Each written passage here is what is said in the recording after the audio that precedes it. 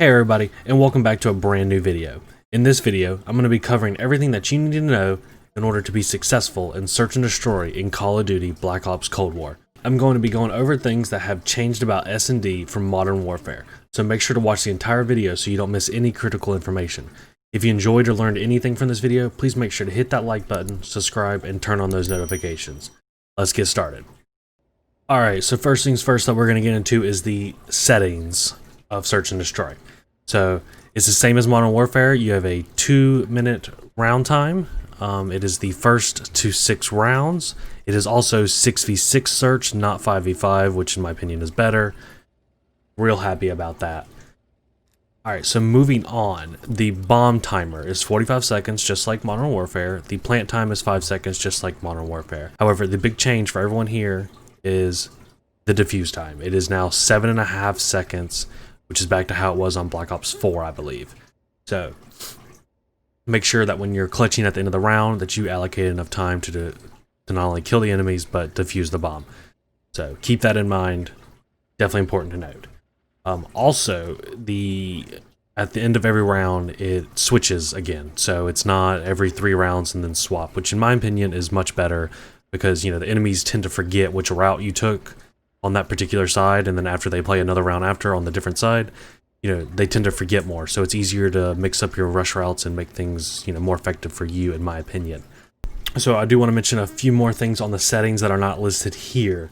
So there is no final kill cam. I know it's a big bummer. It's best play of the game for Search and Destroy, and in my opinion this really sucks, as currently it's really hard for anyone to be able to do any cool final kill cams or, you know, clutch in it in those 1v3 1v4 situations. It also shows the losing team's best play. It can, which in my opinion doesn't make sense considering they lost. So like you can have a guy plant the bomb and get 1 kill and then die, and then you kill 2 people and defuse and they still get the best play of the game. It does, for some reason, it doesn't make any sense. The best play of the games are not normally the best play of the game. It includes a lot of people planting and defusing, which honestly is boring. You have to watch a 7.5 second defuse and a kill cam. It doesn't make any sense. It needs to be swapped back to final kill cam. You know, that way that you can see, you know, a nice 3-man snipe or a fire bow cross ending, or, you know, whatever you want to do, tomahawk final kill, whatever you want to do. That definitely should be switched, and I believe that a lot of YouTubers and whatnot are petitioning already to get that changed. So hopefully they'll listen and that'll be changed shortly. Speaking about kill cams, everyone I know will be happy about this. You can edit your classes during the best play of the game. So for whatever reason, in the later updates of Modern Warfare, they decided to change that where you couldn't update your classes. So it made it really hard to, you know, change, like if you want to do a stem rush one round instead of the other, it's hard to change it and be ready at the start of the round. So they finally changed that back. You can edit your classes during the best play of the game. Super nice. And 2 other side notes that I want to mention about the bomb planting. So in Modern Warfare, you could start defusing the bomb and then drop it and then, you know, kill someone and then pick it back up and start defusing where you left off. In Cold War, you cannot do that. You need a full 7.5 seconds undisturbed to defuse it. You can't stop and let someone else do it. Someone has to do it for a full 7.5 seconds. So make sure to keep that in mind. That's a big change from Modern Warfare. Also, another side note that I want to mention, and hopefully it gets fixed very soon, the bomb icon that appears above the bomb, in my opinion, should be made transparent, like the icon above A and B bomb sites, or, you know, A, B, and C for domination, the flags. It should be made transparent. For some reason, the icon is not, and, you know, say you drop the bomb up in a room by a window, and someone's peeking out that window, that icon can actually block the person in the window. You can't see them because the icon is big, yellow, and bold, and it's not transparent. So hopefully they fix that soon. It's a small little thing, but it got me killed once in my 2 hours of playing, so it's probably going to get other people killed soon. So just keep that in mind. Alright, next I want to talk about the maps for Search and Destroy. Now there's 8 total maps on the game, and initially during the beta they released a few maps and then 2 12v12 maps. Now we figured that obviously the 12v12 wouldn't be a part of Search and Destroy, however they are. So Armada and Crossroads, which were massive maps for 12v12, ended up getting a massive reduction. They're actually extremely small now, and honestly they're kind of my favorite for Search and Destroy, which is kind of impressive that they were able to shrink them down and make them good Search and Destroy maps. So there are a total of 8 maps, And my quick impressions so far on the maps are honestly, they're really well designed for search and destroy. So most of the bomb plant sites are well placed and not completely lopsided, like for example Sudal Harbor in Modern Warfare, where you can watch both the bombs on defense from your spawn building. Most of them are the traditional 3-lane map design with varying degrees of elevation. Probably my favorite right here is Garrison. So far, it's still got a lot to play, and probably my least favorite is Miami. It looks the best, but it doesn't play well. That parking lot on defense is just so, I don't know. It's terrible in my opinion. I really wish that parking lot wasn't there and there was some kind of other structures or whatever in the way. Anyway, but for the most part, the maps are well designed, and I'm excited to keep on playing them. And I'm going to end up having more detailed analysis of the map soon. I'll be going over individual maps and certain things like bomb plant spots, grenade spots, and rush routes in future videos. So make sure to subscribe so you don't miss any of that future content. Alright, so next up I want to talk about score streaks. So in Search and Destroy, kill streaks, which is what it typically is very useful. You can get several UAVs or counters or VTOLs, precision airstrikes in Modern Warfare, whatever you want. You can get them fairly easily, in my opinion. It's what, 3-4 kills for a UAV in Modern Warfare. In this game, it's not depending on how many kills you get, but the score that you get. And sometimes you can have like 6 kills and not have a UAV yet. And so it's kind of hard to get multiple UAVs in a search and destroy game. Now, obviously, you can do it. It's not impossible. I think my record so far, a couple hours of playing, was 21 kills. And I did end up getting to an attack helicopter. However, I haven't got anything over that yet, which, obviously can be done. It's just, you're not going to, don't expect to rack up several score streaks, high level score streaks in the same game. It's just not going to happen. So you may get a couple UAVs, and that's about it. However, with the field mic, that helps a lot with having UAV coverage. Alright, so I do briefly want to talk about the combat bow. So it's the very first score streak that you'll get. It's only at 500 score. And honestly, it's probably my favorite right now. So it's real fun to use. You have 5 shots in it. There is a counter to it if the enemy is using flak jacket. Unless you hit them directly, they won't die if they're using flak jacket. However, there's a really cool thing about it. If they're not using flak jacket, you don't really even have to hit them directly. If you just hit around them, they catch on fire, they'll die. It doesn't matter, sometimes like a thermite, whatever, they can back out of the fire. This doesn't happen. If it hits them with fire, they're going to die. So it does take a little while, like maybe 5-6 seconds for them to finally die. So make sure to stay hidden after you shoot them, and if you miss the direct impact, just let them burn to death. It's really funny. They make this terrifying scream. It's real fun to use. You do unlock Flight Jacket at level 20, so especially now at the start of Search and Destroy, there's a lot of people without Flight Jacket. Go ahead and start using it and have fun with it. It's honestly probably one of my favorite score streaks in a little while. I do want to mention that there are a couple other score streaks that I've been using that are nice. The Napalm Strike, the Artillery, and the Cruise Missile are all very good in this game. I think they're very viable and can be definitely used in Search and Destroy. And they're not too high up where it makes it impossible to get. You can probably get 1 per game. And, it's well worth it in my opinion. So, would definitely use those. And the attack helicopter is honestly, it's a VTOL on steroids. This thing, it absolutely shreds people. Especially like on a map like Satellite where there's not a lot of cover. It's just out in the desert. This thing, I'm telling you, it wrecks people. So as long as they're not using a perk that hides them from score streaks, this thing is going to kill them, and it kills them fast. Definitely would recommend the attack helicopter, cruise missile, artillery, napalm strike, the spy plane, and the combat bow for search and destroy at this time.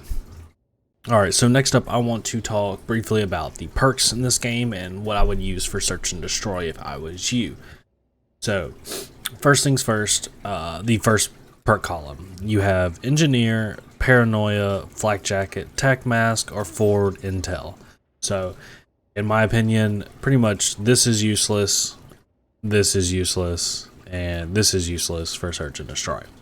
So, Flak Jacket, in my opinion, is a go-to. You take less damage from any explosives, and the combat bow flames, as I just mentioned, it helps negate that. A lot of people are using the combat bow.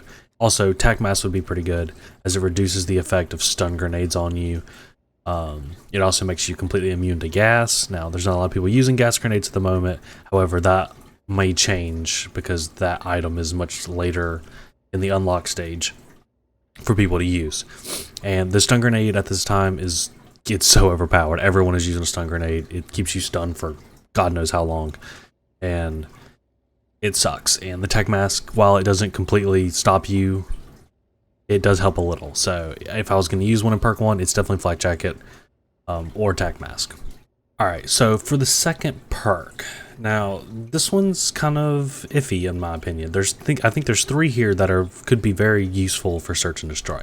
So you have assassin, which enemies that appear on your minimap when shooting or revealed by a spy plane will have a crosshair indicator instead of a red dot if they are on a kill streak. You receive extra score for taking them down. So the extra score that you get is very nice for getting more UAVs and your score streaks, which is very nice. Now this one is probably the least of the 2 or the 3 that I would use. However, it's pretty solid if this is what you're starting with and it's what you want to use.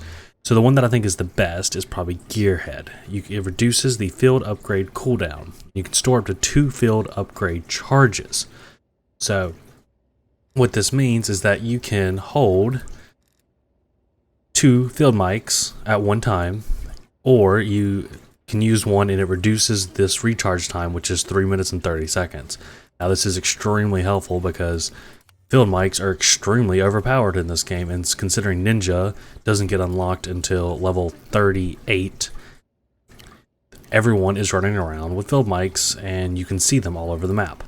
So this helps you get field mics more often and is extremely overpowered. In my opinion, it's the one I've been using right now, but once more people get unlocked and more people run around Ninja, you may want to change this up eventually. So the third one that I would use is Quartermaster. Now this recharges your equipment over 25 seconds. Now this is like restock in Modern Warfare. If stun grenades and frag grenades, this will recharge your equipment every 25 seconds, which is very nice and useful for search. So if I was going to use one in perk 2, it'd be Assassin, Gearhead, or Quartermaster. I'm probably using Gearhead at the moment though. Alright, so moving on to perk number 3. In my opinion, there's 2 perks here that you need to focus on, and it is Ghost and it is Ninja.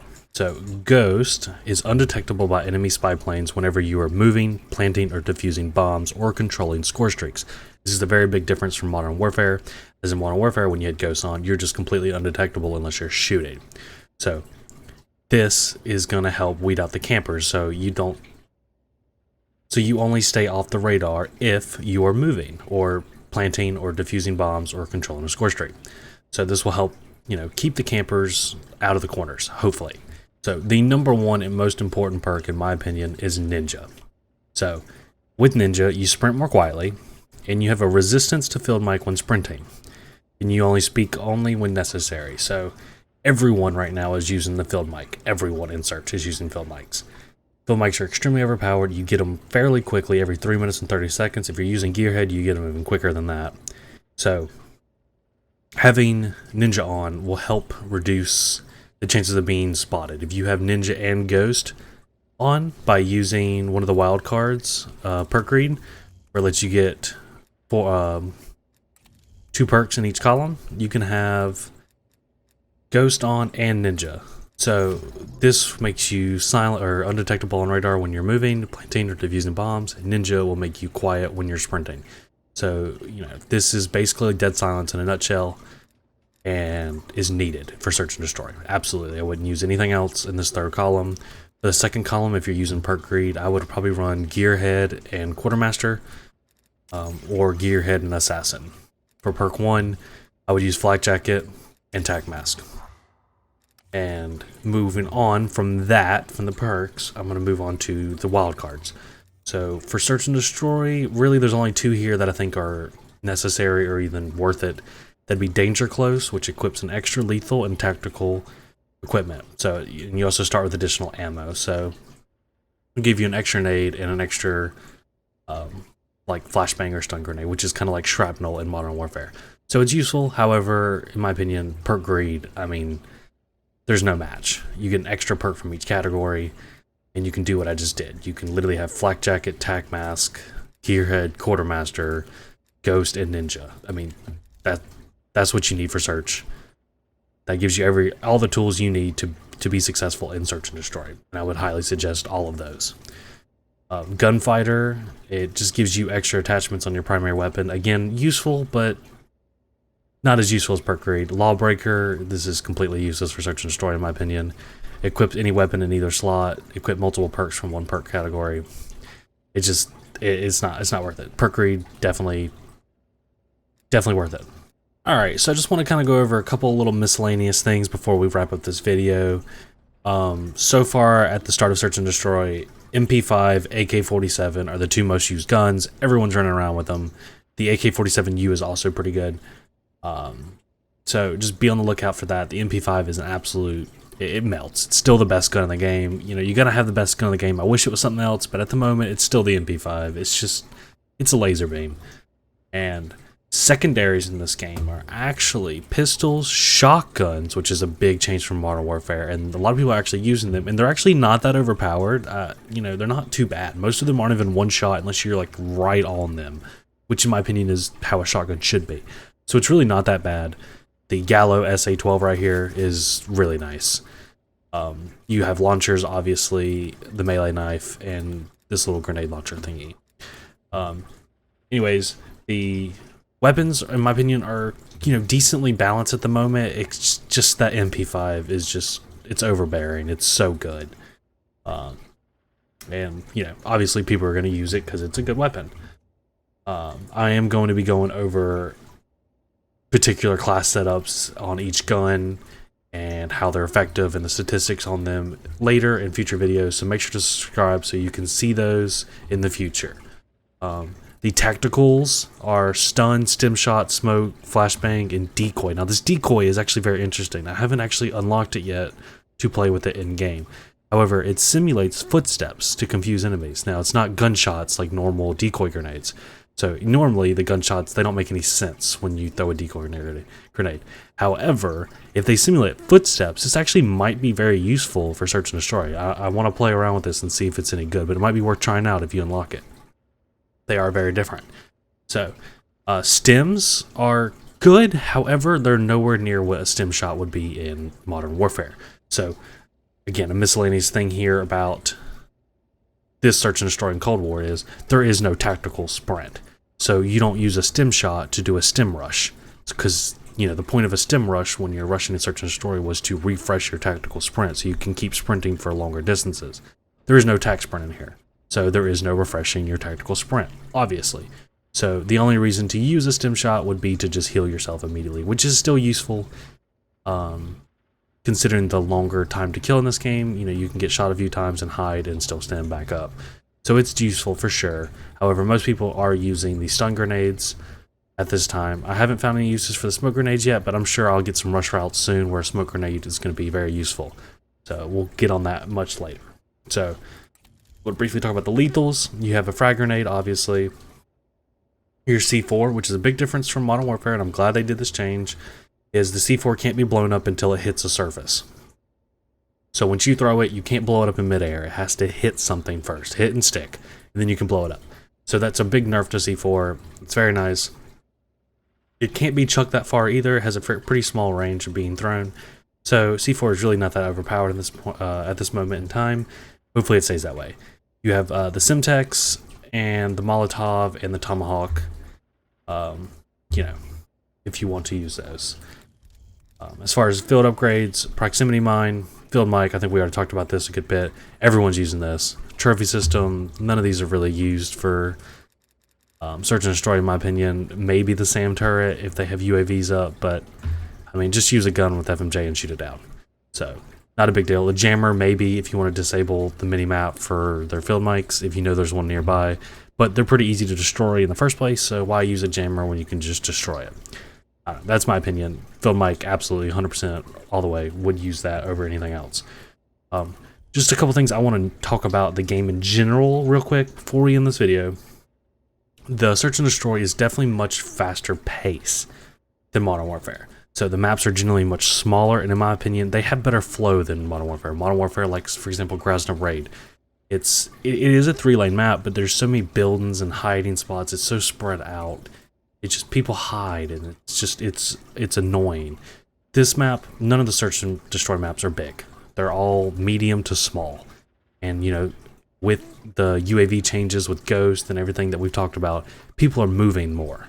So I do think eventually, once this game gets, you know, more updates and etc., this game is going to be really good for search and destroy, and I'm happy about the future. So the last thing I want to note is something that's very interesting. I don't know if they've ever done that for search and destroy before. However, there is an ammo box. I don't know how many there are, but in each search and destroy I've played, I have found it on each map, and I'm going to be doing some videos here in the future about where they're located on the map and how many there are. I got to look into it and figure all this out. So there's an ammo box in the middle of the map, around the middle, from so far where I've seen, which refills your ammunition for your guns and replenishes your lethals and tacticals. Now, this is big, so you could throw 2 grenades, and instead of using a perk to replenish your grenades or using a wild card like Danger Close, whatever, to have 2, you could throw 1, go to an ammo box, and resupply. Now, I don't think you can resupply more than once. However, once per round, I mean, that's really nice, and I think it could, you know, make people. It might be worth pushing certain lanes and incorporating the ammo box into a rush route. So I'm going to be looking into that and seeing what I can figure out. Anyways, I really hope y'all enjoyed this video, and I hope you learned something about search and destroy. If I forgot anything or you have any questions, please leave it in the comments down below, and I'll try to answer as soon as possible. I really appreciate y'all taking the time to watch this video. I hope y'all enjoy Cold War as much as I am right now. Peace out.